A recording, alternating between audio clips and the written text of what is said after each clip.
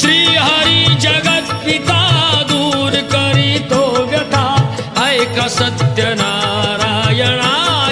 कथा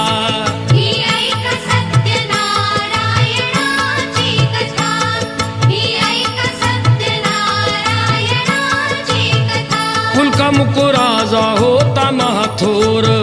तयाची पत्नी होती सुंदर नदी किनारी एकदा त्यांनी